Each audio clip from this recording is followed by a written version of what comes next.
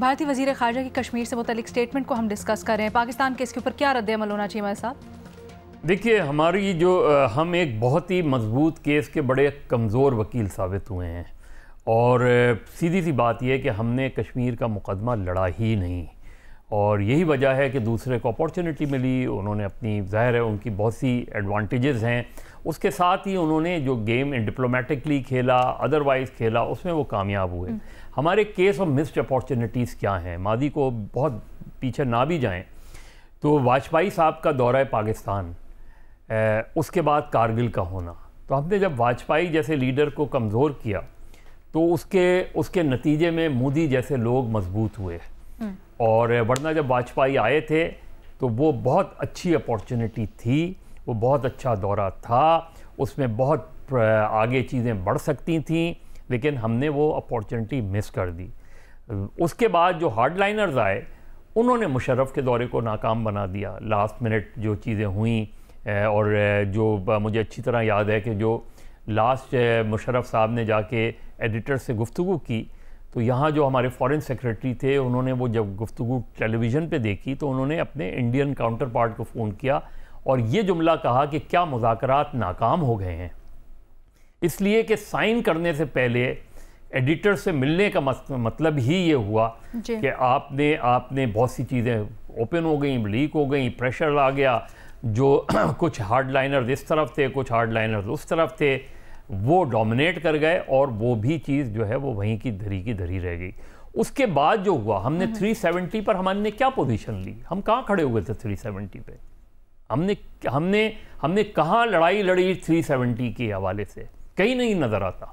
हाँ, बड़ी वो लंबी एक कैंपेन चली, पूरा क्या कैंपेन चली? उसमें मुझे कोई 4 ममालिक बता दें, उसमें मुझे कोई दुनिया के 4 ममालिक बता दें जो आपके साथ आके खड़े हुए हों, इंक्लूडिंग इस्लामिक का इजलास भी तो बुलाया था उसके ऊपर आपने, उससे क्या होता है? OIC का इजलास भी तो क्या हुआ उससे? किसी मुल्क ने इंडिया से अपने ताल्लुकात को रिव्यू किया? नहीं किया, उनके ताल्लुकात वैसे ही रहे। तो मेरे ख्याल में अब जो इस वक्त जो उधर क्या हो रहा है, उधर ये हो रहा है कि इंडियन इलेक्टोरेट ने मोदी को कमज़ोर किया। वहाँ इस इलेक्शन में मोदी कमज़ोर हुए, अब मोदी स्ट्रगल कर रहे हैं। वो आज भी ये समझते हैं कि हेट पाकिस्तान पॉलिसी जो है वो उनका कम बैक करेगी। अब मोदी की लेगेसी कौन होगा, ये भी बहुत इंपॉर्टेंट है विद इन बीजेपी कि मोदी के बाद कौन आएगा, कौन हार्डलाइनर होगा। उसमें हमें बीजेपी के अंदर की पॉलिटिक्स को जानने की ज़रूरत है। बदकिस्मती से इंडिया में जो एंटी मोदी जो पार्टीज़ हैं उसके अंदर भी हमें कोई लीडरशिप नहीं नज़र आती उस तरह की। अच्छा, लेकिन हमने ये इंडियन इलेक्शंस में देखा ना कि उस तरह से मोदी ने इलेक्शन से पहले नारा लगाया पाकिस्तान के साथ बिल्कुल बंद है, वो हमारी प्रायोरिटी में ही नहीं है, वो कहीं पे आते ही नहीं है हमारे दिमाग में, लेकिन उसका रिस्पॉन्स किस तरह से मिला? फ़खर, आपको याद होगा हमारे साथ इंडिया से एनालिस्ट भी मौजूद थे, उन्होंने भी कहा कि शायद इंडिया में सेंटिमेंट अब पाया जाता है कि नफ़रत की पॉलिटिक्स का वो हिस्सा नहीं बनना चाहते। लेकिन ये दोबारा से बयान जयशंकर का दोहराना, पाकिस्तान के साथ मुज़ाकरात का दौर भी ख़त्म हो चुका है, बिला तातुल मुज़ाकरात का, क्या ये इंट्रोस्पेक्शन की भी हमें ज़रूरत है? कहीं ना कहीं हमारी खारजा पॉलिसी के ऊपर भी रिफ्लेक्ट करता है या नहीं? बिल्कुल अलीना, देखें, मेरे लिए मैं तो ये समझता हूँ कि ये कोई नया बयान नहीं है जो भारतीय वज़ीर ख़ारजा की तरफ से दिया गया है। ये शुरू से ही ये कश्मीर के हवाले से और ओवरऑल जो मुज़ाकरात के हवाले से ये पहले भी पाकिस्तान को इस तरह निगेट करते आए हैं।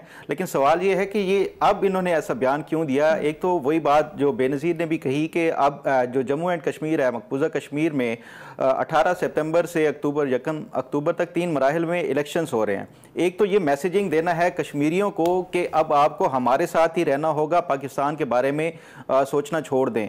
एक तो उनके लिए ये एक मैसेज है और दूसरा पाकिस्तान के भी, क्योंकि पाकिस्तान के जो मौजूदा हालात हैं, आप सिक्योरिटी की सूरत हाल देख लें, आप इकॉनमी की देख लें, ओवरऑल बाकी देख लें, तो मैं समझता हूँ कि दूसरा जो है ये इन्होंने ये पाकिस्तान के लिए मैसेज दिया है कि हमारा पाकिस्तान के साथ अब कोई मुज़ाकरात या इस तरह का वो नहीं है।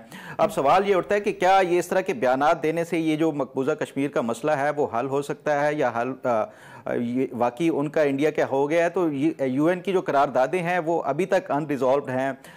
अब यही जिस तरह मज़हर साहब भी कह रहे हैं कि एक बड़े स्ट्रॉन्ग जो हमारा एक मुकदमा है उसके बड़े कमज़ोर हम वकील साबित हुए हैं और उसकी वजह वही है कि आपकी जो इकॉनमी है वो कमज़ोर है। जिस तरह आपने भी कहा कि जिदे घर दाने उदे कमले भी सियाने, पाकिस्तान जब तक अपनी इकॉनमी को बेहतर नहीं करता, अपने जो अंदरूनी हालात हैं, सिक्योरिटी की सूरत हाल वो बेहतर नहीं करता, तब तक ना दुनिया हमें सीरियस लेगी और ना ही इंडिया सीरियस लेगा। आप अपनी इकॉनमी को बेहतर करें, तमाम तर जो है ये मामलात, ये इंडिया भी मुज़ाकरात करेगा, कश्मीर के हवाले से जो UN की आपकी रेजोल्यूशंस हैं उसको भी दुनिया सुनेगी और उसके ऊपर अटेंशन देगी। मामला वही है, मसला वही है कि हम जब तक अपने अंदरूनी मसाइल और अपनी मईशत को बेहतर नहीं करेंगे तब तक कोई भी हमें सीरियस नहीं लेगा।